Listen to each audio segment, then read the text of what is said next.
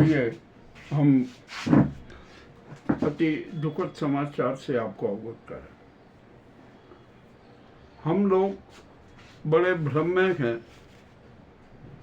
और अपने जीवन के क्षण समाप्त करते जा रहे हैं। हुआ ये कि हम प्रकृति के साथ छेड़छाड़ करते रहे, उसका श्रृंगार करने के बजाय उसका विनाश करते रहे, उसके साथ खूब छेड़छाड़ की और जिसके गंभीर परिणाम हमें भुगतने पड़ रहे हैं। एक प्राकृतिक न्याय चक्र चल रहा है, प्रकृति का तांडव नजर आ रहा है पूरे देश में। आइए अब हम ताज़ा घटना की बात करते हैं। वैष्णव देवी में एक ही दिन में 286 मिलीमीटर वर्षा हो।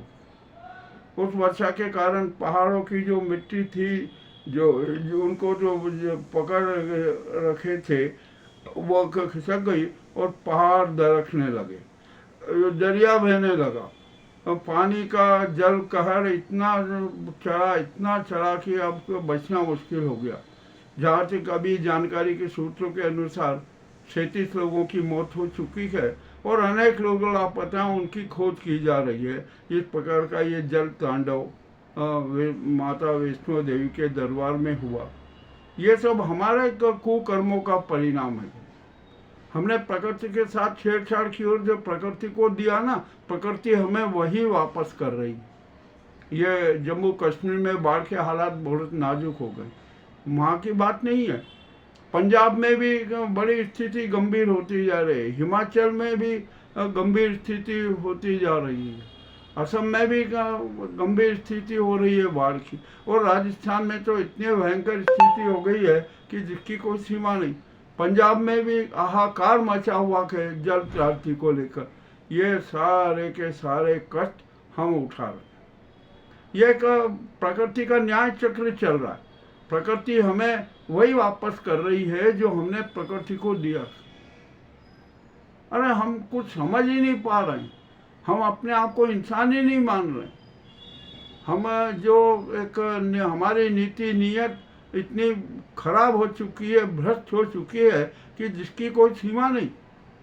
और जब प्राकृतिक न्याय चक्र चलता है तो हम कोहराम मचाते हैं, अरे ये क्या हो गया क्या हो गया। मगर इसके पहले हम ये नहीं सोचते कि हम अपनी नीति और नियति बदलें।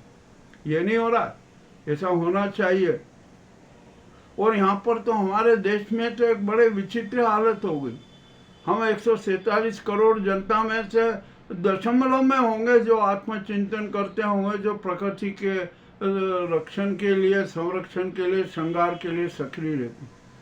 यहाँ पर तो बस घोटाले घोटाले घोटाले किए जाओ, जुमलेबाजी जुमलेबाजी जुमलेबाजी करते रहो, जनता को मूर्ख बनाते रहो, भ्रमित करते रहो और हर प्रकार के साथे नाटक करते रहो, घोटाले करते रहो, खूब अहंकार करते रहो, अपना वर्चस्व जमाने के लिए सबको रोन दो।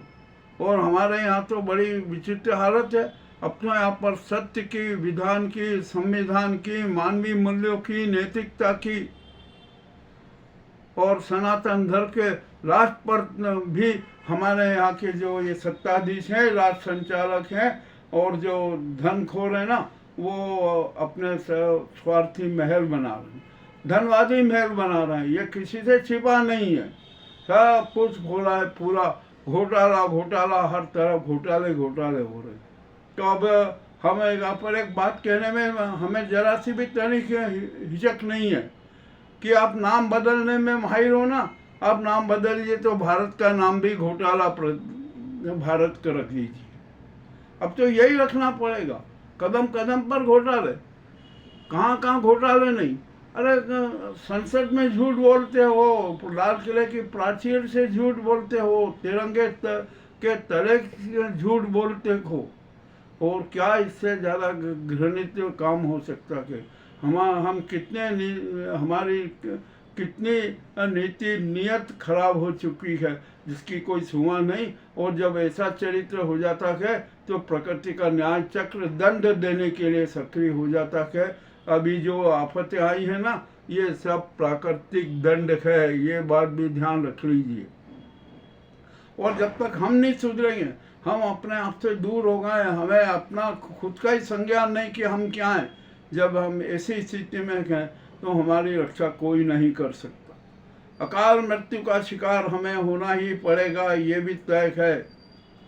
आदिदेव शिव का भी तांडव हमें झेलना पड़ेगा और माता रानी का भी तांडव जो हम झेल ही रहे, और भी न जाने क्या क्या कष्ट हमें सहन करना पड़ेंगे जब तक हम अपने आप को नहीं सुधारेंगे, अपनी नीति और नियत नहीं बदलेंगे।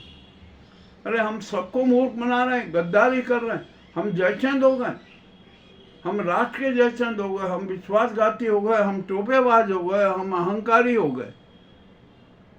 हम तो अब यह हालत हो गई है कि मानवीय मूल्यों और इंसानों के टुकड़े कर करके उनके उन टुकड़ों को अपनी हथेली पर रखकर स्वाद से खा रहे। यह हमारा चरित्र हो गया, हमारे देश का चरित्र हो गया।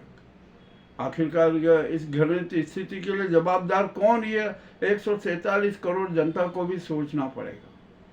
हम सोच नहीं रहे। क्यों नहीं सोच रहे? क्योंकि हम आत्मचिंतन करते ही नहीं है। हम दिखावे के धर्म दान नाटकबाजी में विश्वास करते हैं। ये क्या कौन सा धर्म है? अरे हमारा सनातन धर्म के 10 सिद्धांतों को मूर्त रूप देना चाहिए, जिसके आधार पर हम विश्व गुरु को कहलाए। किंतु हमें उनका सिद्धांत का नहीं, हम तो उन सिद्धांतों के छाव पर भी अपने अहंकार, स्वार्थ और जुमले और न जाने क्या क्या महल खड़े कर रहे। ऐसी स्थिति में बड़ी विचित्र बात है। और हम यहाँ पर विश्वासघात करने में नहीं चूकते, हम यहाँ पर धोखाधड़ी में नहीं चूकते, हम अपने आप को अहंकारी करते हैं। अरे हम तो अब तो भगवान तक को बेच देते हैं, अपने आस्थाएं बदल देते हैं, भगवान तक बदल देते हैं। यह स्थिति हमारी है। हमारी नीति और नियति प्रदूषित हो गई, अब बची ही नहीं नीति नियत। हम तो एक जानवर की तरह जीवन यापन कर रहे हैं। तो सबसे बड़ा संकट तो यही है कि आखिरकार अब दोष किसको दें, और ये कोहराम मचाने से फायदा भी क्या होगा। मगर ये बात नहीं है। जब समस्या खड़ी